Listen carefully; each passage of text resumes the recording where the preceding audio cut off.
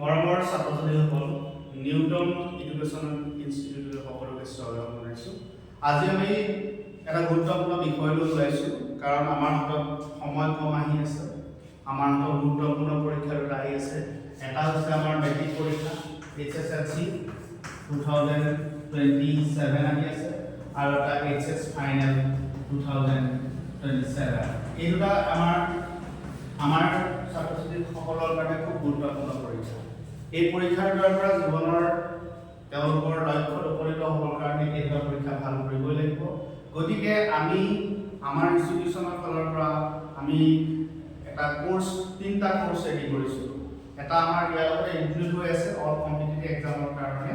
আমি সাধাৰণতে কি কৰিছোঁ, maths, science, advance maths, English, এই চাৰিটা বিষয়ৰ ওপৰত আমি গুৰুত্ব আৰোপ কৰিছোঁ। এতিয়া আমাৰ এই কোৰ্চটোত আমি কি পঢ়িবলৈ পাম?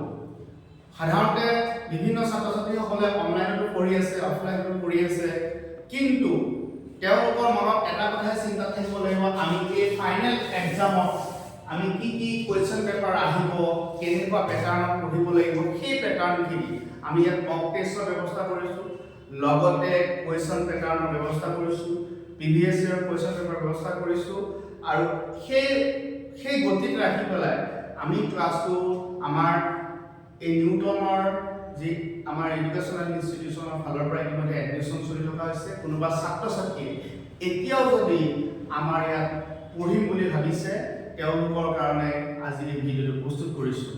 গতিকে আমাৰ ইয়াত পঢ়িলে এটা কথাই লাভ হ'ব, ছাত্ৰ-ছাত্ৰীসকলৰ 1 নম্বৰ তেওঁলোকে কুৱেশ্যন পেটাৰ্ণ গম পাব, 2 নম্বৰ তেওঁলোকে মক টেষ্ট দিব পাৰিব, 3 নম্বৰ সুবিধাটো আমাৰ ইয়াতে তেওঁলোকে কোনোবাই যদি কম্পিটিটিভ এক্সামৰ কাৰণে প্ৰিপেয়াৰ হ'ব বিচাৰিছে হায়াৰ ছেকেণ্ডেৰীৰ পিছত, তেওঁলোকে সেই কোৰ্চটো ইয়াতে পঢ়িবলৈ পাব মেথছ ৰিজনিঙৰ ক্ষেত্ৰত। গতিকে মই ভাবোঁ আমাৰ ইয়াত পঢ়ি পেলাই ছাত্ৰ-ছাত্ৰীসকলে যথেষ্ট উপকৃত হৈ গৈছে।